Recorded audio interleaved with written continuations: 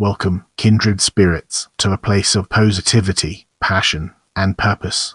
Welcome aboard, as we set sail on a journey through variable computer science.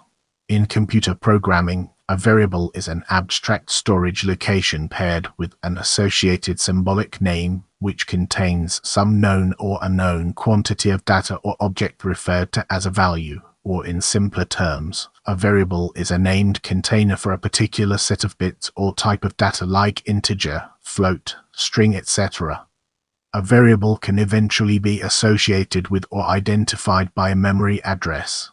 The variable name is the usual way to reference the stored value, in addition to referring to the variable itself, depending on the context. This separation of name and content allows the name to be used independently of the exact information it represents. The identifier in computer source code can be bound to a value during runtime, and the value of the variable may thus change during the course of program execution. Variables in programming may not directly correspond to the concept of variables in mathematics. The latter is abstract, having no reference to a physical object such as storage location. The value of a computing variable is not necessarily part of an equation or formula as in mathematics. Variables in computer programming are frequently given long names to make them relatively descriptive of their use, whereas variables in mathematics often have terse, one or two character names for brevity in transcription and manipulation. A variable's storage location may be referenced by several different identifiers, a situation known as aliasing. Assigning a value to the variable using one of the identifiers will change the value that can be accessed through the other identifiers. Compilers have to replace variables' symbolic names with the actual locations of the data. While a variable's name, type, and location often remain fixed, the data stored in the location may be changed during program execution. Let's zoom in on actions on a variable and understand its implications. In imperative programming languages, values can generally be accessed or changed at any time. In pure functional and logic languages, variables are bound to expressions and keep a single value during their entire lifetime due to the requirements of referential transparency. In imperative languages, the same behavior is exhibited by named constants, symbolic constants, which are typically contrasted with normal variables. Depending on the type system of a programming language, variables may only be able to store a specified data type, e.g. integer or string. Alternatively, a data type may be associated only with the current value, allowing a single variable to store anything supported by the programming language. Variables are the containers for storing the values. Variables and scope-automatic variables. Each local variable in a function comes into existence only when the function is called, and disappears when the function is exited. Such variables are known as automatic variables. External variables. These are variables that are external to a function and can be accessed by name by any function. These variables remain in existence permanently, rather than appearing and disappearing as functions are called and exited. They retain their values even after the functions that set them have returned. Get ready for an exciting exploration as we unravel the mysteries of identifiers referencing a variable. An identifier referencing a variable can be used to access the variable in order to read out the value, or alter the value, or edit other attributes of the variable, such as access permission, locks, semaphores, etc. For instance, a variable might be referenced by the identifier and the variable can contain the number 1956. If the same variable is referenced by the identifier as well, and if using this identifier, the value of the variable is altered to 2009, then reading the value using the identifier will yield a result of 2009 and not 1956. If a variable is only referenced by a single identifier, that identifier can simply be called the name of the variable. Otherwise, we can speak of it as one of the names of the variable. For instance, in the previous example, the identifier is a name of the variable in question, and is another name of the same variable. As we progress, let's zoom in on scope and extent and examine its role in shaping our overall narrative. The scope of a variable describes where in a program's text the variable may be used, while the extent, also called lifetime of a variable, describes when in a program's execution the variable has a meaningful value. The scope of a variable affects its extent. The scope of a variable is actually a property of the name of the variable, and the extent is a property of the storage location of the variable. These should not be confused with context, also called environment, which is a property of the program, and varies by point in the program's text or execution. See scope, an overview. Further, object lifetime may coincide with variable lifetime, but in many cases is not tied to it. Scope is an important part of the name resolution of a variable. Most languages define a specific scope for each variable as well as any other named entity, which may differ within a given program. The scope of a variable is the portion of the program's text for which the variable's name has meaning and for which the variable is said to be visible. Entrance into that scope typically begins a variable's lifetime as it comes into context, and exit from that scope typically ends its lifetime as it goes out of context. For instance, a variable with lexical scope is meaningful only within a certain function subroutine, or more finely within a block of expression statements. Accordingly, with function scope or block scope, this is static resolution, performable at pass time or compile time. Alternatively, a variable with dynamic scope is resolved at runtime, based on a global binding stack that depends on the specific control flow. Variables only accessible within a certain functions are termed local variables. A global variable, or one with indefinite scope, may be referred to anywhere in the program. Extent, on the other hand, is a runtime dynamic aspect of a variable. Each binding of a variable to a value can have its own extent at runtime. The extent of the binding is the portion of the program's execution time during which the variable continues to refer to the same value or memory location. A running program may enter and leave a given extent many times, as in the case of a closure. Unless the programming language features garbage collection, a variable whose extent permanently outlasts its scope can result in a memory leak, whereby the memory allocated for the variable can never be freed, since the variable which would be used to reference it for deallocation purposes is no longer accessible. However, it can be permissible for a variable binding to extend beyond its scope, as occurs in Lisp closures and Celsius static local variables. When execution passes back into the variable's scope, the variable may once again be used. A variable whose scope begins before its extent does is said to be uninitialized and often has an undefined, arbitrary value if accessed. See wild pointer, since it has yet to be explicitly given a particular value. A variable whose extent ends before its scope may become a dangling pointer and deemed uninitialized once more since its value has been destroyed. Variables described by the previous two cases may be said to be out of extent or unbound. In many languages, it is an error to try to use the value of a variable when it is out of extent. In other languages, doing so may yield unpredictable results. Such a variable may, however, be assigned a new value, which gives it a new extent. For space efficiency, a memory space needed for a variable may be allocated only when the variable is first used and freed when it is no longer needed. A variable is only needed when it is in scope, thus beginning each variable's lifetime when it enters scope may give space to unused variables. To avoid wasting such space, compilers often warn programmers if a variable is declared but not used.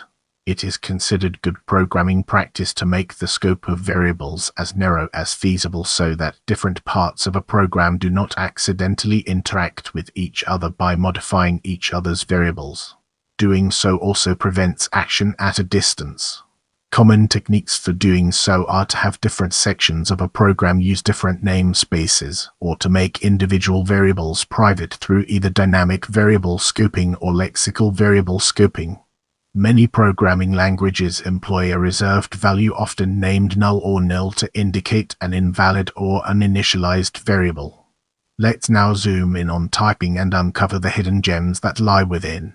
In statically typed languages such as Go or ML, a variable also has a type, meaning that only certain kinds of values can be stored in it. For example, a variable of type integer is prohibited from storing text values. In dynamically typed languages such as Python, a variable's type is inferred by its value and can change according to its value. In Common Lisp, both situations exist simultaneously. A variable is given a type if undeclared. It is assumed to be the universal supertype which exists at compile time. Values also have types, which can be checked and queried at runtime. Typing of variables also allows polymorphisms to be resolved at compile time. However, this is different from the polymorphism used in object-oriented function calls referred to as virtual functions in C, which resolves the call based on the value type as opposed to the supertypes the variable is allowed to have. Variables often store simple data, like integers and literal strings, but some programming languages allow a variable to store values of other data types as well. Such languages may also enable functions to be parametric polymorphic. These functions operate like variables to represent data of multiple types. For example, a function named may determine the length of a list. Such a function may be parametric polymorphic by including a type variable in its type signature, since the number of elements in the list is independent of the element's types. In this part of the video, we'll be delving deeper into parameters and analyzing its key components. The formal parameters or formal arguments of functions are also referred to as variables. For instance, in this Python code segment, diff atwo return x plus 2 atwa 7. The variable named is a parameter because it is given a value when the function is called. The integer 5 is the argument which gives its value. In most languages, function parameters have local scope. This specific variable named can only be referred to within the function, though of course other functions can also have variables called. Brace yourself for a deep dive into memory allocation as we explore its impact and relevance in our evolving narrative. The specifics of variable allocation and the representation of the values vary widely, both among programming languages and among implementations of a given language. Many language implementations allocate space for local variables, whose extent lasts for a single function call on the call stack, and whose memory is automatically reclaimed when the function returns. More generally, in name binding, the name of a variable is bound to the address of some particular block contiguous sequence of bytes in memory, and operations on the variable manipulate that block. Referencing is more common for variables whose values have large or unknown sizes when the code is compiled. Such variables reference the location of the value instead of storing the value itself, which is allocated from a pool of memory called the heap. Bound variables have values. A value, however, is an abstraction, an idea. In implementation, a value is represented by some data object, which is stored somewhere in computer memory. The program, or the runtime environment, must set aside memory for each data object and, since memory is finite, ensure that this memory is yielded for reuse when the object is no longer needed to represent some variable's value. Objects allocated from the heap must be reclaimed, especially when the objects are no longer needed. In a garbage-collected language such as C, Java, Python, Golang, and Lisp, the runtime environment automatically reclaims objects when extant variables can no longer refer to them. In non-garbage-collected languages such as C, the program and the programmer must explicitly allocate memory, and then later free it to reclaim its memory. Failure to do so leads to memory leaks, in which the heap is depleted as the program runs, risks eventual failure from exhausting available memory. When a variable refers to a data structure created dynamically, some of its components may be only indirectly accessed through the variable. In such circumstances, garbage collectors or analogous program features in languages that lack garbage collectors must deal with a case where only a portion of the memory reachable from the variable needs to be reclaimed. In the following segment, we'll be examining naming conventions in greater detail. Unlike their mathematical counterparts, programming variables and constants commonly take multiple character names, e.g. or. Single character names are most commonly used only for auxiliary variables, for instance. For array index variables, some naming conventions are enforced at the language level as part of the language syntax, which involves the format of valid identifiers. In almost all languages, variable names cannot start with a digit and cannot contain whitespace characters.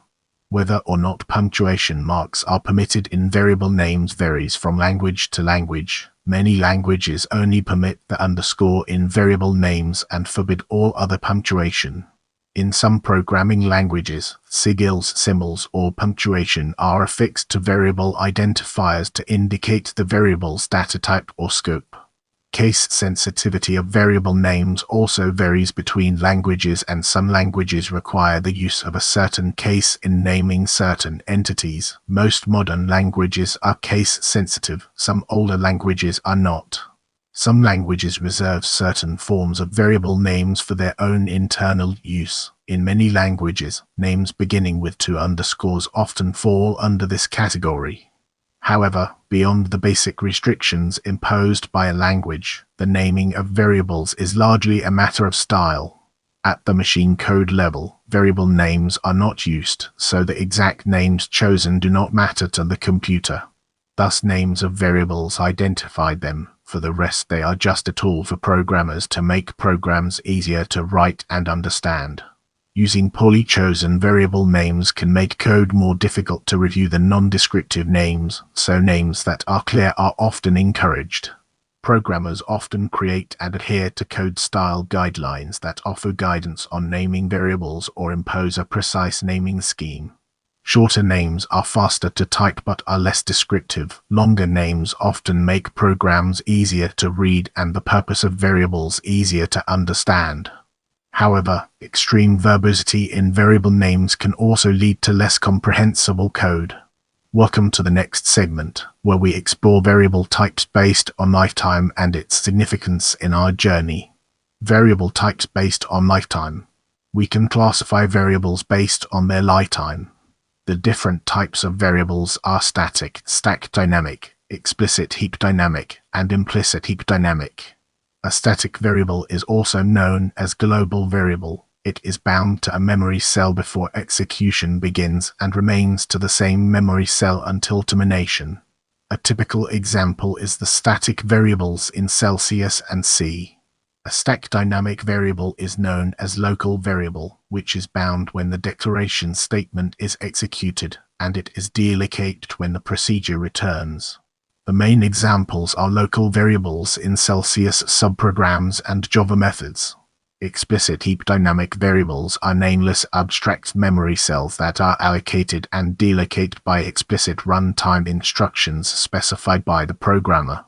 The main examples are dynamic objects in CVNU and delete and all objects in Java. Implicit heap dynamic variables are bound to heap storage only when they are assigned values. Allocation and release occur when values are reassigned to variables. As a result, implicit heap dynamic variables have the highest degree of flexibility. The main examples are some variables in JavaScript, PHP, and all variables in EPL. Remember, knowledge is power. Keep learning, growing, and exploring.